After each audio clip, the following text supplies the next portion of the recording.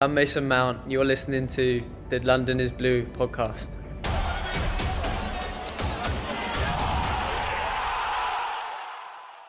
Hey, Chelsea fans, we are back with the final podcast before the season kicks off. We're going to be doing our season predictions. So brought Dumb and Dumber back with me, Dan and Nick. Guys, what's up? Wow. Which one are you, Dan? Are you Jeff Daniels or are you Jim Carrey? I don't know, but all I'm understanding is that wonderful Brandon Busby turns into a gremlin if you podcast with him too late. He just starts to get really vicious. Not at all. It's just more about my self-asserting dominance in the prediction game, per usual. So, wow.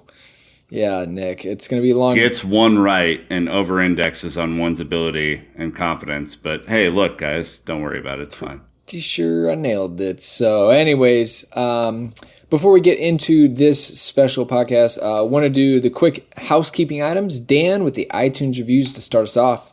Yeah, we got 2 more already in less than 24 hours, so we appreciate that. It's wonderful. 5-star iTunes reviews. You leave one, you get a shout-out at the beginning of the next episode. These were 5-star reviews on iTunes or Apple Podcasts. Got to throw it up for KD Justin and Loco Cocoa Pops, which is a wonderful username. I like that. Yeah, both were. Loco Cocoa Pops is saying he's been listening from over the seas in Great Britain. Really appreciates the wonderful opinion of fans over in the States. He's listened to a few shows now. Thinks it's up there with the fan cast, which I'm only mentioning this one because it also gives us a chance to plug our wonderful friend, the Podfather, Stanford Chidge, and wishing him a happy birthday. It'll be belated when he listens to it here, but we dropped the social media love earlier. Happy birthday, Uncle Chidge, the Podfather. Honestly, that guy welcomes all fans with open arms. Absolutely fantastic. And again, we even have more Patreon names. Huge shout out to Philip and Jono for jumping on board. We really appreciate it. Philip is even an upgrade. So his $1 tier isn't cutting it. He wants more. So more you will get, sir. Well, and just a reminder that we are running some Fantasy Premier League action as a part of our Patreon within our Discord. We have a classic league. We have a head-to-head league. We're going to give away some prizes this season. So in addition to the benefit of getting to support the podcast and getting to join in the conversation on match days and throughout the rest of the week, there's some prizes up for grabs in our Fantasy Premier Leagues, but we're only doing them as a part of our Discord/Patreon this season. If you want an easy person to beat, I will be in there, and you can just leapfrog me on a week-to-week basis. I don't even care, but I'm just not very good at it. And 0-0-38, the Nicholas Verlaine way. Look, I got other things to focus on, guys, but I'm going to be there in spirit or whatever. Just on the table. You'll just be in the table floating at the bottom, lifeless. And be ashamed if I beat you at the end of the year. That's what you're really up against. If I beat you, we got serious things going on. Yeah, sure do. Nick, what about your housekeeping items? The fun stuff. As you know, World Soccer Shop back. We're going to be doing some giveaways and such soon, but as you're getting kind of your preseason checklist done, a new kid is probably on the horizon. London Pod, 10% off. Good for, a little bit of free customization, maybe a little bit of free shipping, depending on how many things you order. So go support us there and tweet at those fine folks when you receive your merch. Secondly, Talisman Caps. You guys know what we've been doing with them. London Blue 10 for 10% off orders of $35 or more. So hats, stuff coming your way. We're going to have another contest with them coming soon, but just go take care of some housekeeping. Go get yourself looking right ahead of the season.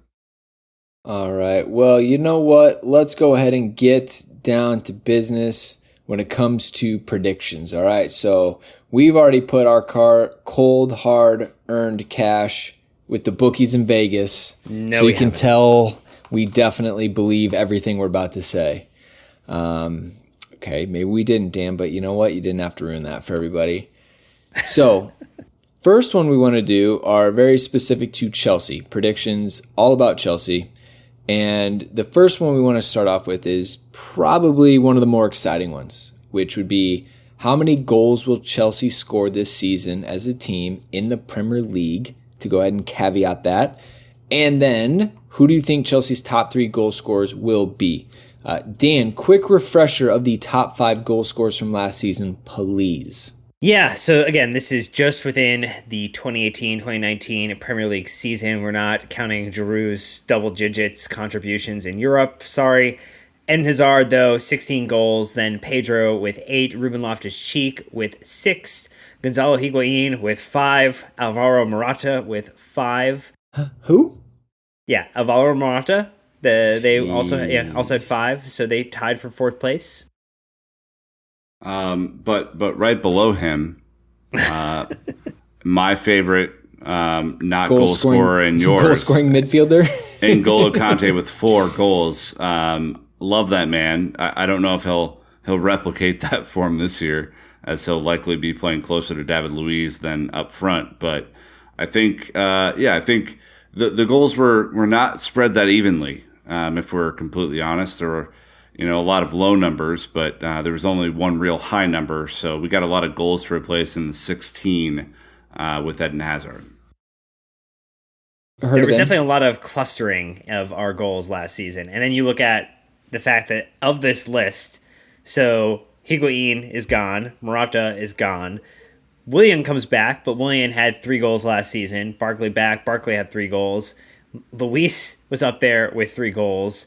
And then it goes down to the 2s and the 1s across Alonso, Jorginho, Giroud, Azpilicueta, and Rudiger round out the top 11, tied for 11 goal scorers in the team last season. You can't have Giroud, Brandon, with 2 goals in the league again. That can't happen.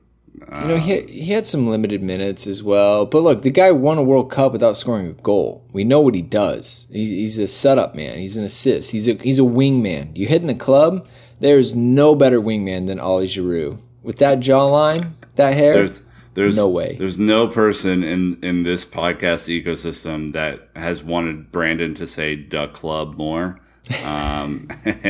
And he's done it, folks. We can quit now. That's all we've been trying to do this entire time, is get him to say "the club" and have. I want to see Brandon as Marcus Alonso and Ollie just roll into the club, and let's see what happens. All sorts of shenanigans. Someone can make that Photoshop happen. Oh yeah. Well, anyways, Chelsea had a total of 63 goals last season. Dan, you just rattled off how many we've lost in transfers out, but there's an argument to be made about Ross Barkley probably getting more than 3. There's an argument with Willian potentially playing on the left in his better position. Marcus Alonso hit the woodwork about 63 times last season. There's potential, but a very unknown quantity. So let us know, how many total goals do you think Chelsea will score in 38 Premier League matches this season? I'm going to go with a round number of 70 total goals this season, which would put us +7 from last season. Yeah, la la land, Nick. What about you? So we're replacing Eden Hazard's goals. So, you kind of take 16 off of 63 already. And then, you bring in a informed Barkley, you bring in an informed Mount. You bring in maybe a Pedro with an uptick. I see us scoring exactly 63 goals again this season. Let's go. Come on. The push. The famous push. Let's see. So it's real strategic for me here. I can, go 62 or maybe 71. Maybe Price is Right it on you guys a little bit. Why not? But my heart honestly tells me that I'm concerned. I'm going to go with 60 to keep a simple number. I don't think we're going to do what we did last season. And that's kind of concerning because our defense is not doing great. Next one. Oh, yeah. Sorry. Top 3 goal scorers as well. Nick, give me 1, 2, 3. Rattle them off.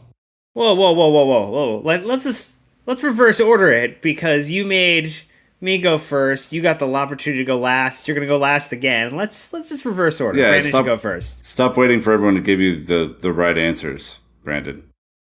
Right. Anyways. Dr. Evil. Right. I'm going to go Pedro this season. I'm going to go Barkley. And I'm trying to figure out if I'm going to take a striker or not, which is the most ridiculous thing ever. I know. That's what I was struggling with. And Kepa. No, you know what? I'll throw Giroud in there. I mean, if he gets 10 goals this season, he's done it. He's in there. So that shouldn't be too hard for him, knowing that he's kind of going to, I think, be the number one striker this season, unlike the last couple years. So, reverse order, Nick. Okay, so I'm taking a couple of risks here. One risk is that I think Callum Hudson-Odoi coming back from injury is going to make my list. Second one is I think Ross Barkley will likely be in the top 3. And then my final one, which I've kind of waffled on a couple of options here, but I'm kind of settling in, I think, is Pedro. Now you'll notice that I don't have a striker in there, and that's kind of based on Brandon's whole parroting back to me what I've been saying about Olivier Giroud for the past, let's just call it, year and a half. And that is the fact that he's much more of an assist, hold up, let's make plays for the guys around me type of striker. And if he does that, then we're going to be in pretty good shape, I think. And then you really just worry about the defense. So that's what I got. All right, Dan, you've seen all the cards on the table. Who are you going to copy? I'm actually not going to. Well, I think Barkley belongs in the grouping of 3. I mean, especially if he's a penalty taker, right? Like, yeah, Yeah, I agree with that. It could be that Willian ends up becoming the person who takes penalties, which would then cause me to remove him out of that. So I would asterisk it. As long as he's a penalty taker, especially with VAR in its first season, we're going to get some penalties against us. You're going to get a couple penalties for us. So maybe you count 3 to 4 extra goals this season for anyone who's going to take penalties, which if Barkley were to take them, he would be the beneficiary, would easily move him into double digits. No asterisk. Keep it moving. All right. So the other 2 that I'm going to go with, because I think I'm going to play the youth, is that Tammy Abraham and Christian Pulisic are going to be other 2 top goal scorers this season. Ooh. I think Tammy is going to be trusted with the number 9. He's going to get a lot of minutes, a lot of opportunity. He's going to get fed from some pretty great players. And then Christian Pulisic looks in form heading into the season, offers a little more than what a Willian can do or offer. And I think you got to trust the potential. Do you know who I was tempted to put in there? Jorginho. Mishi? Conte. Mishi. And it's not because I think he's going to get a ton of minutes in the league. I think he'll most likely be a cup player, but he's just in the right place at the right time. And if he knocks in 7, who knows where that puts him? Honestly, like it could be a weird, really super balanced year where you got a bunch of people on 8, 7, 6, and it's very kind of spread across the front 4. Well, here's the thing: if all 3 of those strikers end up getting 10 to 11 goals in total, we already are in better shape than we were last season, where our strikers combined ended up with 5, 5, and 2. So 12 versus potentially 30, that would be an amazing uptick and basically replaces all of your Eden Hazard output. Yeah, but to be fair, that's pretty uncommon to have 3 different strikers in double digits in the league, because usually you have your rotation in the cup and everything. But to your point, even if you had 1.5 of that, you're already pushing what 3 did last season. All right, those votes are signed and sealed. Done. Moving on to the next envelope. Who will register the most assists this season? Nick, I will let you run us through the assists from last season.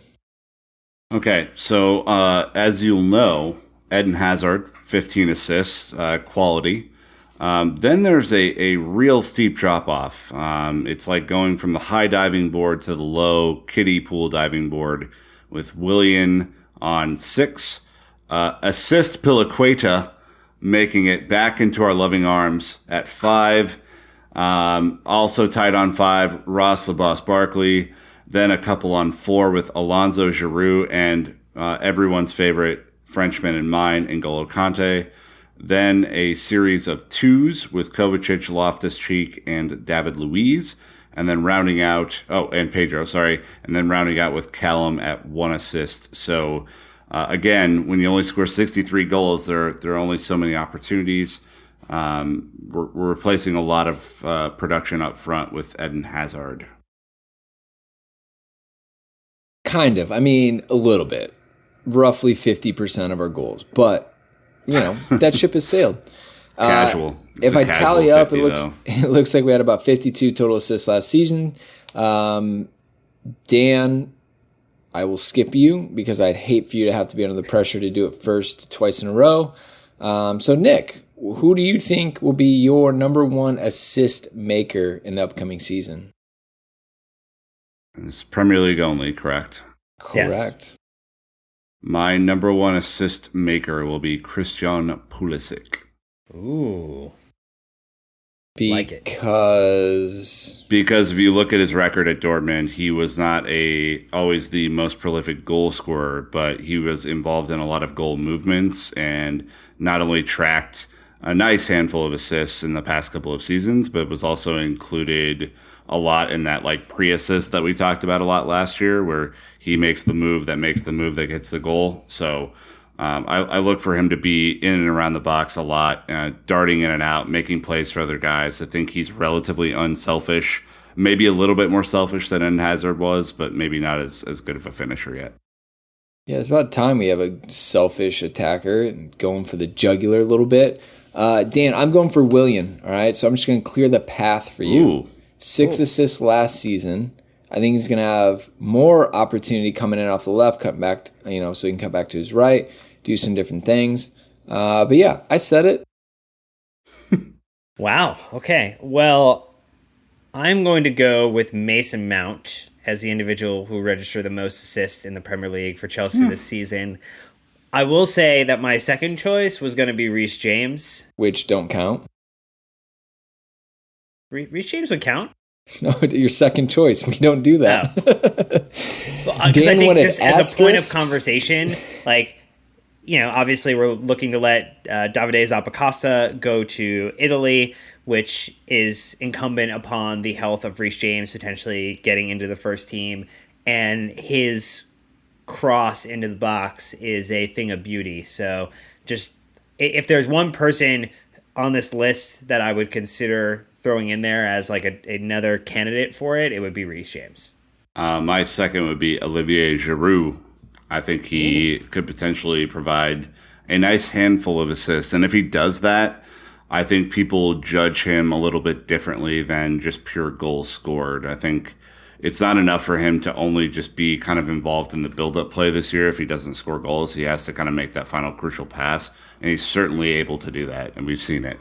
Well, then he becomes the person, let's say we finish top 4 next season, we accomplish maybe winning a cup, and Olivier Giroud has assisted potentially close to the double-digit scenario. Then he becomes the hero who helped in a stopgap year where the question for who the best striker was or how we were going to make the goals happen, how we were going to place Eden Hazard, he becomes even more of a hero than he is when he walked onto that bus with the Europa League trophy and shouted, "Thank you, Arsenal," and laughed his ass off. He's already a hero to me. He has nothing to prove. Yeah, well, I'm going to go ahead and just stick to the one vote that I was allocated originally, and we'll call it good. So, moving on to a sad stat would be how many goals will Chelsea concede this season? And if we take a note from preseason and extrapolate that over 38 games, it's going to be about 120. So, number of goals. Chelsea conceded 39 goals last season, so barely over 1 per match. Kepa's in his second season in the Premier League, so I think he's probably learned a bunch. We're going to see a little bit of turnover in the back line, which obviously isn't great. We, talked about, kind of Newman's assessment of the gaps between the midfield and the defensive line. Preseason hasn't gone well. I'm a little worried. I kind of expect this to tick up a little bit, especially, Lampard his first season. If I had to, I will say I'm going to go just a slight increase. I'm going to go with 45. Well, I agree with the points that you're making. So understandable. Yeah, because you're so damn smart. and look so sharp in your wonderful tracksuit from last season. Hey, Champions League's back, baby. He is wearing the wonderful gray and neon blue striped Chelsea jacket, which has now been audibly zipped for Perfect effect. zipper sound. God, that was wonderful. I am going to go with a slight uptick as well. Not as drastic as you. I think it's going to be 42 total goals that we concede this season, offset a little bit by the goals that we add to our tally this season. All right, Nick, 63. I legitimately believe that it could be 50. It could be 40. So I think Brandon's 45 is right in the wheelhouse that I was going to go with. And look, I just don't think, even with N'Golo playing deeper, that I feel like this team will be more aggressive going forward, that we're going to do more in the final third, that we're probably going to be more exciting to watch than we were last year, especially the good energy around the club. But something just doesn't look right now. And unless Rudiger is, a magic pill, unless, N'Golo Kante is a magic pill, I don't see it. I think the Arsenals of the world, the Cities of the world, the Liverpools of the world are going to have their way, and it's going to be tough. All right. Well, that was a very roundabout way just to say, Brandon, you're right. So we'll take it. Clean sheets this season. Chelsea last season had 14, 1-4. Dan, it is your turn to go first and give your pick. What do you think? So I think we'll give up the goals in large clumps. I think there'll be a couple of weird games where it's a 3-2 victory or 2-1, some odd lines. I generally think the analysis or the comparison potentially to Klopp's first season at Liverpool, where there were some just crazy score lines, a lot of leakage, but also a lot of goal scoring opportunities as well converted. I think that we'll actually end up with more clean sheets, even though we're conceding a few more goals. I'm going to go with a total of 17 clean sheets this season. Whoa, wowza. I'm going to go 12. Less. I mean, if your goals conceded go up, I mean, unless you're losing 6-0, a couple times, I think your overall clean sheets have to go down as well. And 12 is still not horrific. I mean, again, to only give up, I think most people are going to be surprised to hear that we only gave up 39 goals last year, considering the City Bournemouth kind of stretch that we had there, giving up 10. But, still, I don't anticipate, the lack of fighting spirit, Dan, in some of those games. I think they'll fight more. I will say I completely forgot about that element until now, and I would almost go in and reduce down the number of goals. Because when you have 10 out of basically 40 goals, when you have 25%, for 2 terrible games, you probably actually want to move that down and actually say that we concede probably closer to like the 36 range. Okay, well, moving the field goal post a little bit on us. You're dropping 6 goals. Okay, 36. 10 came from 2 games. 10 of them came from 2 awful, terrible games. And you're inspired by what so far? I'm inspired by that. There's no way that we would lose 6-0 again to Man City. Put real money down or shut up. I don't even want to hear it. Anytime someone goes in and says there's no way my PayPal's open. David Luiz is going to have that many brain farts again. Like, come on. On any potential U.S. preseason tour next season, I will get the first round for you and Brandon if Man City somehow, in a Premier League match next season, beat Chelsea 6-0. Pappy Van Winkle, baby. Let's go. Boom. All right, hey, I'm going to hold on 14 this season. I think, that's it's a safe bet, just a little under 1 out of every 3. I think that's, I'm just going to push on that for this time. All right. Well, another one we have before we kind of move on to bigger things. will be who will play the most minutes for Chelsea this season. So on 3, let's all go. 1, 2, Azpilicueta. Kappa. Oh, come on. You think? Oh, no, Dan's already written off Aspi. He might play 1 or 2 games this year before Reece James makes his triumphant return into the squad he didn't quite earn his place into yet. And did Dick Verlaine join the fake news mafia? No, look, I think Aspi's going to play a shit ton of minutes. But I think Aspi will go over to the left wing and play left back while Reece James plays right. Dude, we would for him to do that. They would have to sell Alonso. Like, imagine being Alonso, not only getting leapfrogged by Emerson, but then getting leapfrogged again by a right back, right center back. Okay, even worse. I mean, former left back that did take Ashley Cole out of the starting 11. I mean, it would be bad. Here's the problem. As P to me is still going to play a ton of minutes, but if Kepa's healthy, like in the league, he shouldn't. There shouldn't be a Willie Caballero sighting. There shouldn't be another suspension. If he's healthy, he's probably the number 1 name on the team sheet every game. And I don't see another way around that. Yeah, I mean, he might. I don't know. He might get rested on like a Brighton every night, depending on how everything aligns with the league. I actually going to go David Luiz. In all seriousness, I think Lampard played with him. I think Lampard is going to heavily rely on David Luiz's leadership this season to kind of carry out his plan, his expectations. I fully expect David Luiz to play pretty much every single minute in the league.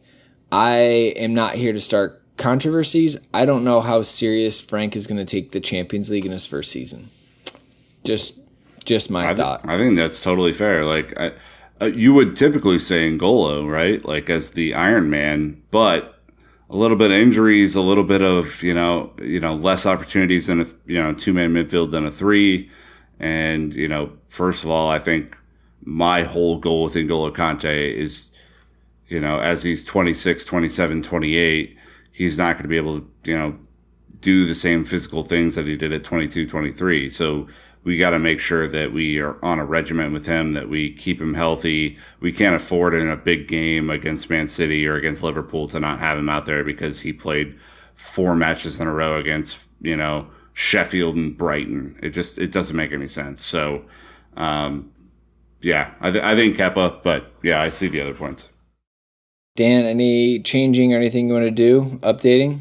No, I think Kepa will not get rested at any point. I think he is a bit of an Iron Man. He's a young goalkeeper. Unless he gets injured or somehow accumulates yellow cards or gets suspended for a red card element, that he will play every single Premier League match this season. All right, cool. Well, let's go ahead and say, who will Chelsea's player of the season be? Oof. This should be quite interesting. I'd like to lead off with Frank Lampard. He will end up being a player manager and quality player our season. All right, jokes aside, Nick, who are you leaning towards in this race? So I've done a little bit of thinking on this, and I think there are some kind of obvious options, especially coming off of preseason. You could probably lean toward a Mason Mount or Ross Barkley.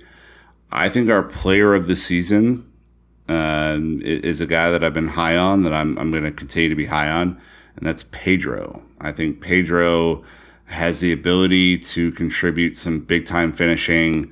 I think he's a leader. He's won everything there is to win. Frank, I think, will rely on him, if not for every match, especially when Callum gets healthy. I think for a lot of matches, since this is player of the season, it also includes cup matches. So I think there will be a fair balance there. So you got to be smart about that, boys, as you're thinking. But I'm excited for what Pedro can do. I think you've seen glimpses in the preseason. Dan, I'll let you follow that one up.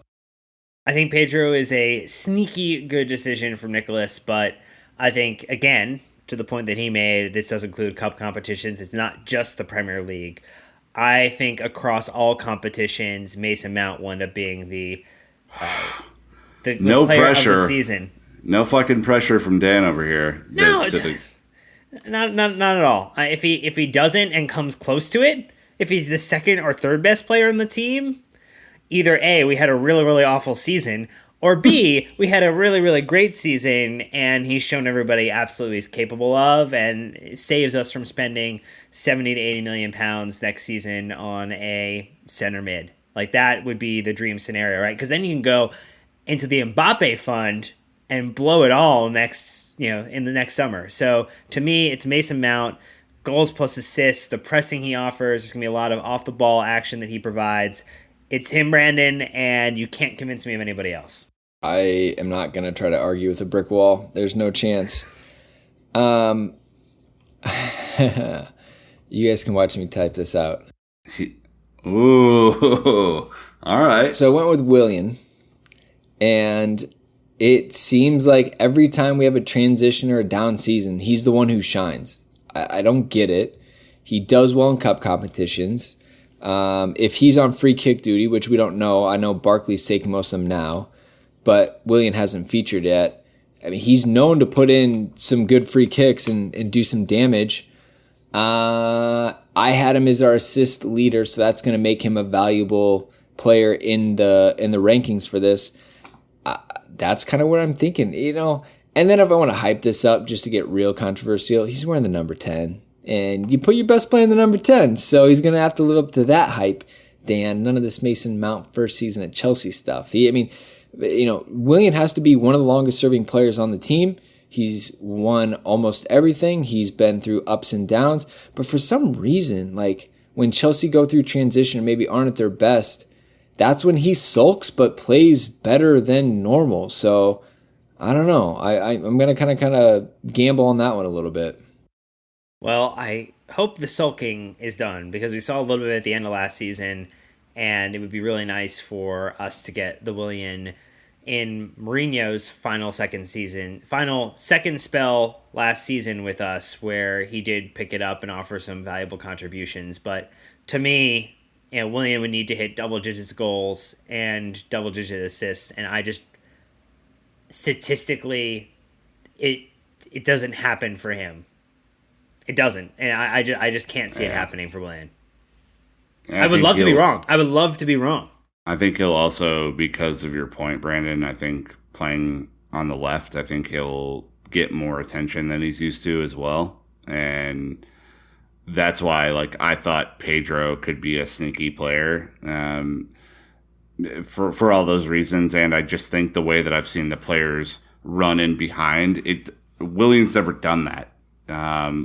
What Pulisic did the other day with those two runs in behind, Willian loves taking people on. He loves to dribble, but he's not a runner, and I think that Pedro is going to benefit a lot more from the style than Willian. But, point being, when we just go through the goals that we need to score, we just go through the assists that we need to make, he certainly needs to be a big part of that for us to be successful. Because if he's not, you're over-reliant on Pulisic, you're over-reliant on a hurt Callum Hudson-Odoi, you're over-reliant on a Mason Mount who's never played in the Premier League. I don't think that's a good scenario for anybody.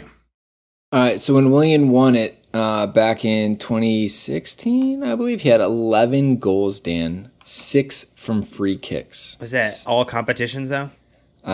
This campaign, probably. And that's what we're talking about. It sure was, yeah. 11 goals. So I think his highest in the league is 8. Yeah, 8. Yeah. So, anyways, just throwing that out there. All right, we're getting there. Who will Chelsea's most improved player of the season be? I will go ahead and lead on this one. I'm actually between our two holding mids right now that are healthy, which is kind of unfair because Jorginho, I think, has always been class. Ironically, he might have been misused by the manager who created a role for him at Chelsea. Kovacic, on the other hand, I think we've already seen immense amount of improvements from him as well, and I think he's going to benefit from his system. And I actually think he can play in the 2 or across the front 3 a little bit. So if I get pushed, I don't know, guys. I'm gonna go Kovacic. I'm really gonna hope that he has a standout season, knowing that he's probably gonna be a sub most of the time. But again, a lot of matches, a lot of opportunities to come in and fill that void. So, Dan, what do you think?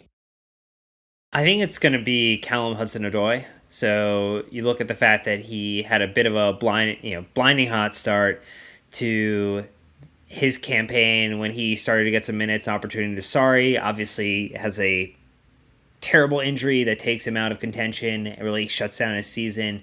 Coming back, looks to potentially be healthy as early as September, which would be amazing.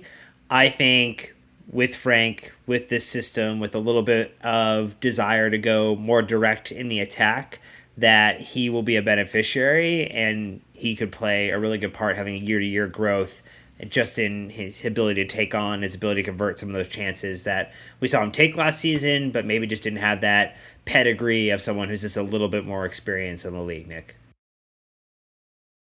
I'm caught between two players here, and I think I'm going against the obvious choice in Barkley to hedge my bets towards another player that I think is not getting any thought right now, and that's Emerson. I think that Frank has such a good idea of, which of the two fullbacks are going to get forward, and I don't think it's going to be Dave. I don't think it's going to be Reece in the minutes that he plays.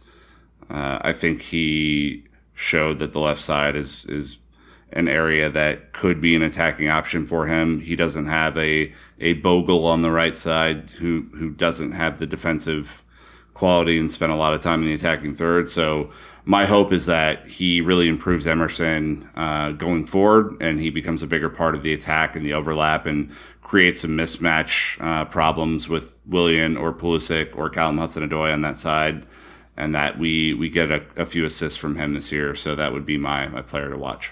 Honestly, I would love to see Emerson train. I bet he's a freak in nature. He has to be so skillful, right? Like he's silky. Well, and his ability to like explode, right? And like his quickness laterally. Yeah, I would love to kind of see what he can do, and you put him through the paces, because he's so like explosive forward and laterally. I bet he can do a lot of damage. So it's crazy that Barkley didn't make it. I was so close. Like I think he has the potential to just go this year, but pretty sure he was everybody's second choice, would be my guess. Yeah, probably just picked kind of bigger underdogs, maybe per se, right?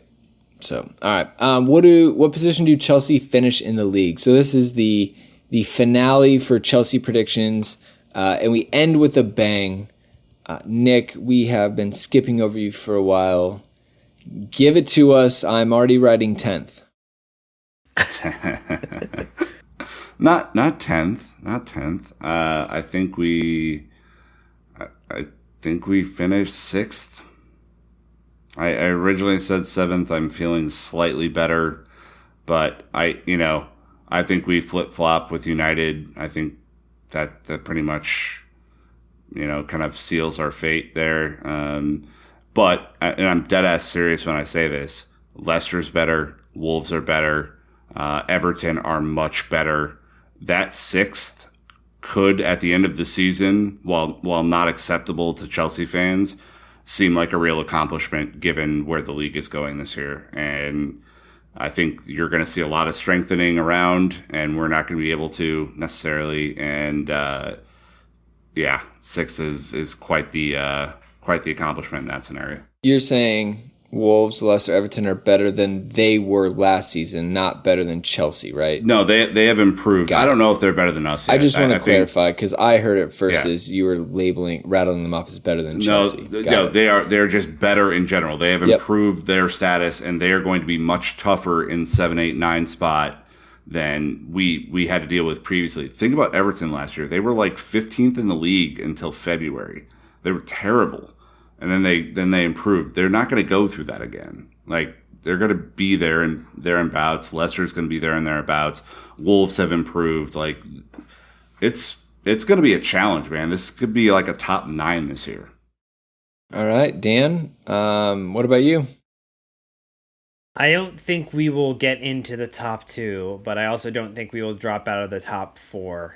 And I base that on the fact that I don't think any of the teams around us really got better in the primary positions of need. Arsenal had no problem scoring goals last season. Their problem was letting them in. They didn't improve their defense. Tottenham added one really good midfielder, but they've also sold some players and don't look to be any stronger than the team they have. So you worry about the rundown kind of mentality. And United, yes, they got Wan-Bissaka. Yes, they got Harry Maguire.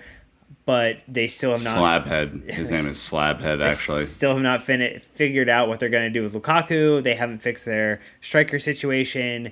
And we saw Ole, at the end of his tenure last season, really, really struggle to turn out results. He was not even in the car. He was ghost riding the whip with Manchester United, and it did not work very well. Ghost riding the whip, yes. I So love it. So because of that, I actually think we will finish third again. Because I think the gulf between United and City and Liverpool and everybody else is so massive that there's so much chaos that, again, where Chelsea thrive in chaos, whether it's in the club or outside of it. We find a way forward, and I trust Frank, I trust Jody, I trust Petter, I trust Roman. I trust us to get it done. Third place finish. Okay, I'm going to go fourth, and mainly because, Nick, I don't know if those guys will break top four, but I think it's more likely, kind of to Dan's point, that maybe an Arsenal or potentially United or someone actually slip out of fifth or sixth this season with one of those teams pushing against them. But we'll have to wait and see. I'm going to hold on to a sliver of hope, and I hope, I'm kind of, I know a lot of the season ticket holder fans don't like this approach, but I almost say screw the cup competitions, focus on the league, build that base, and then move on from next season. But that's kind of where I would like to hold on to. That'd be my priority if I were in Lampard's position. It depends, right? Like for me, I would, it depends on our Champions League draw, which we haven't been through, right? So the fact that we're pot one in the group means that we're likely going to be paired with teams that we could and possibly should advance out of that group with. So then if you put yourself in that scenario, even after a grueling group stage in the Champions League, you're still in a knockout scenario where anything can happen in the Champions League. And who knows, right? We've seen the craziest shit happen in that cup competition. Who knows? And then I look at the Carabao Cup, which I think is crucial for this team this year. And not because we have just a ton of depth lying around, but because Frank knows that competition after his year at Derby. And there are a bunch of young players who need some really good cup competition experience.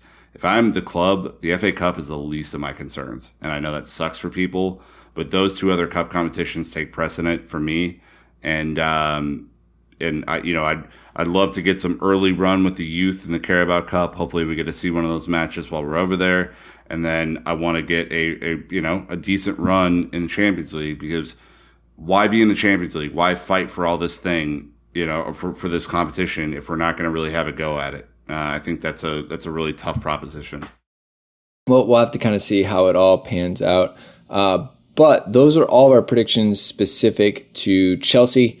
So we're going to take a quick break, and when we get back, we're going to round it out with top 6, bottom 3, golden boot, most assists, golden glove, and we'll kind of go from there. So quick word from one of our sponsors. Really appreciate the support they give us on our podcast. Be right back. All right, here we go. We're moving on to the Premier League season predictions. So right out the gate, guys, we're going top 6. I know Nick would like it to be top 9, but that is just too easy. So top 6 it is.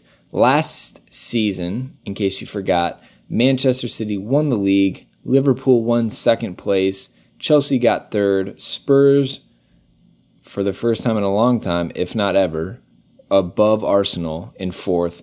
Arsenal 5, United 6, Wolves 7, Everton 8, Leicester 9, West Ham 10. All right, Dan, I would like to hear your predictions for top 6, starting with number 6, working your way up to number 1. So number 6, a newcomer, new fighter enters the ring, and it's Wolves at number 6. I think that they will... Ooh. One team that will be absent at the end of this will get knocked out by Wolves, and they will join the top 6 after just continuing to believe in Nuno and work towards a unified mission. Spurs in 5th place, first season outside of the top 4 in quite some time for them. We see United return to the top 4 magically with some potentially, I think, due to maybe manager turnover that could happen because that's just the way it is there.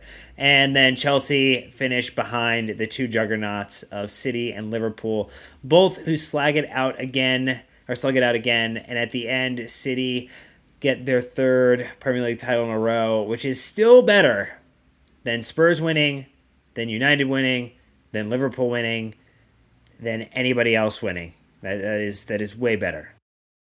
All right. I'll go next. We'll give Nick some moments to think. I'm going to go with Leicester City in 6th. I actually have them over Everton and Wolves. I think they have better ability to score goals is the way I think. They have a rock solid striker. Everton don't have a striker, by the way. They just bought Moise Kean. What are you talking about? He's a wide player. No, he's not. And he's not played in the Premier League. Oh, my God. Right. Whatever. Striker. Anyways, that's the way I say. They have no one proven in the league. They've got Vardy. They have Richarlison. Again, he's a wide attacker. Anyways, my prediction, you shut your mouth. Then I've got Arsenal in 5th, Chelsea in 4th, Tottenham in 3rd, Liverpool 2nd, Manchester City in 1st. I'm kind of throwing a paper airplane out there to see where it lands because I don't know if Manchester United... You'd assume they're going to make top 6, but I just want to shuffle it up a little bit. Part of this is hopeful and hoping that they don't make it and it just continues to crumble. So we'll see. Nick, let's hear your disastrous top 6. Well, I've already spoiled the Chelsea spot, and that is 6th. So that's where I have them. I think... like my temptation was not with United because I think they're going to finish top 4 pretty comfortably. My temptation was with Spurs, actually, even though they've signed their first player in 18 months. I think that the magic there starts to run out this year. I don't think Poch is long for that world, and that Harry Kane's going to start looking around, and that Eriksen's already started to look around. And I see that team as probably the most fragile. If something disastrous happened, that they would really struggle. So my temptation was to throw Everton in the 5th spot and throw Spurs out of the top 6 altogether. I'm not going to do it. I think Spurs will finish 5th. I think Arsenal will finish 4th somehow just due to goal scoring ability. I think United will finish 3rd. I feel that Liverpool will be 2nd, and City, in my estimation, run away with the league. I think they're probably a good 9 to 12 points better than Liverpool this year, which would make their three-peat super fucking impressive, if I'm honest.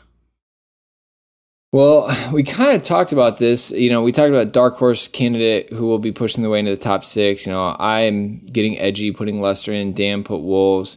I think Nick kind of stuck to your classic top 6. But I think we can all agree that it's, you're really looking at Everton, Leicester, and Wolves as being that group. I know West Ham signed a bunch of people. They also lost Marko Arnautovic.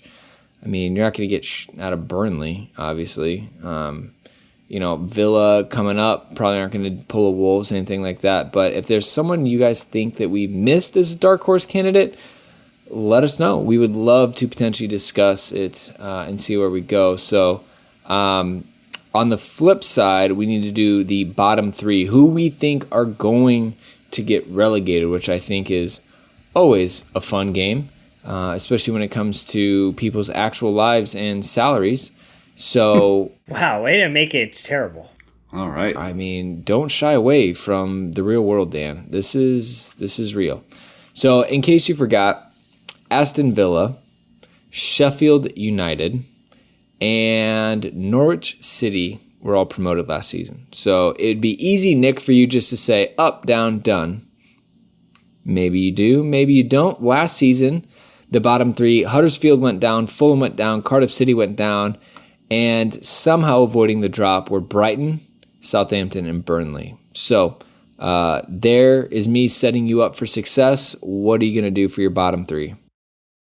I think Sheffield go down very easily. Do you know that they play with overlapping center backs? I don't, and that sounds like a nice opportunity for a counterattack. I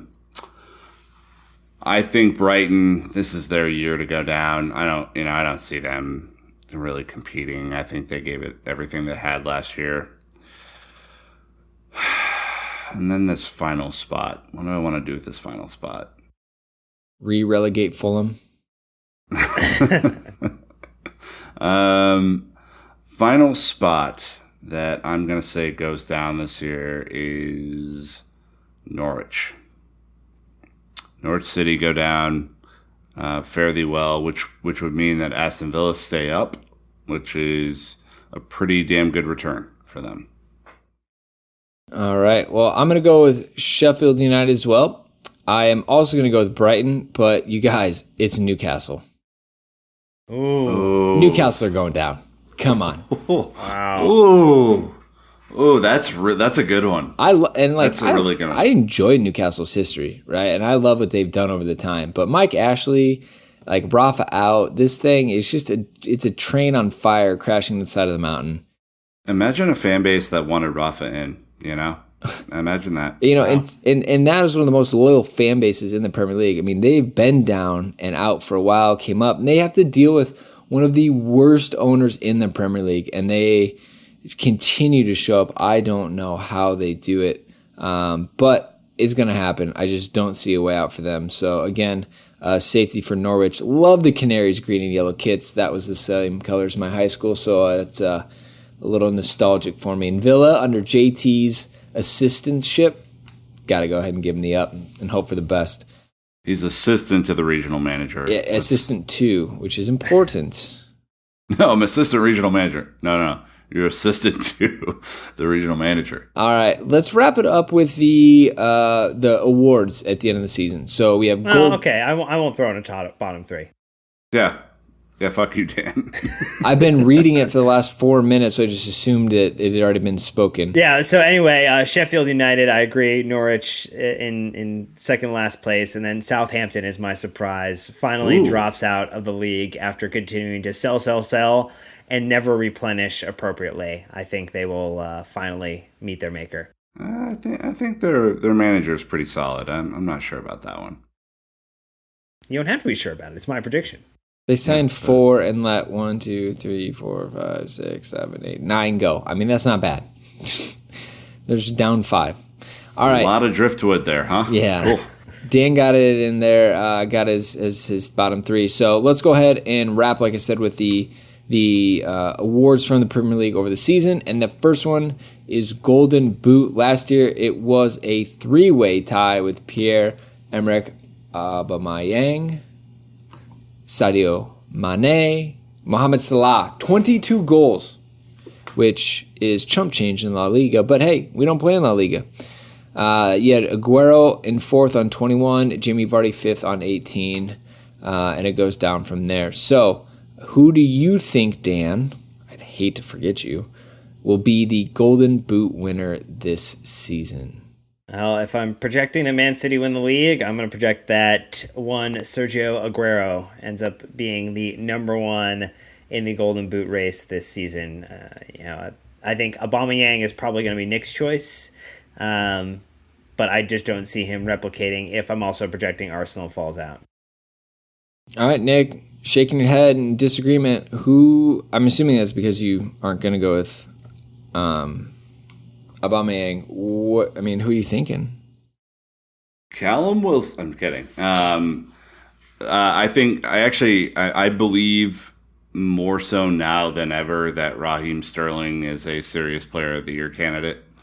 And I think whereas in previous years I would have bet a lot of money on Sergio Aguero just because of his incredible consistency in the league, I think this is, the beginning of a changeover for City. Sterling was outstanding last year. I think he's going to be outstanding this year, and I think he increases his goal tally slightly, although I still think you're going to see a crowded top of the league.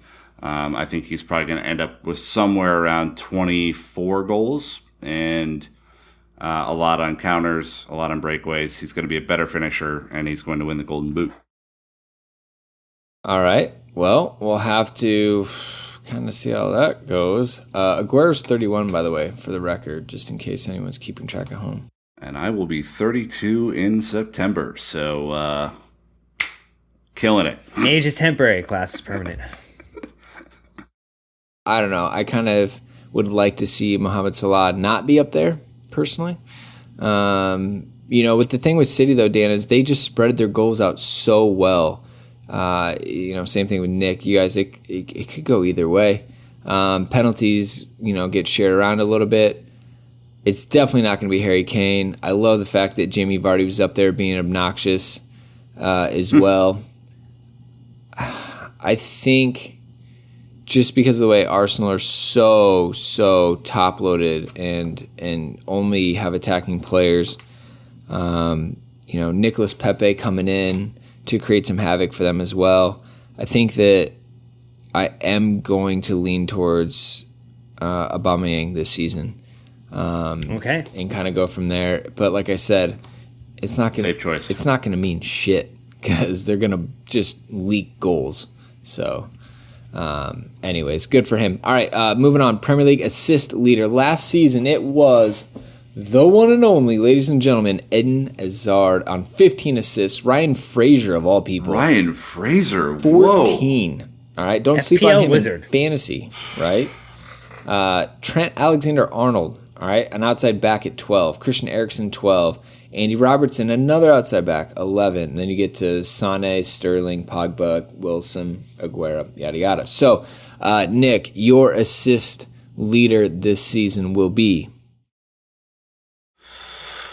I am unsure because I think if my Spurs prediction is true and that team starts to fall apart, that Eriksen, who was probably my number one choice, doesn't have as big of a role to play.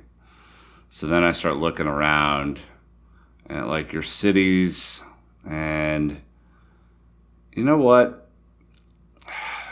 David Silva's old now. He said it's his last season. I know, and like he'll probably go out with a bang, huh? And then you start looking at like who's going to provide for Arsenal. It's not going to be Ozil. Us, we got Mount. I don't know.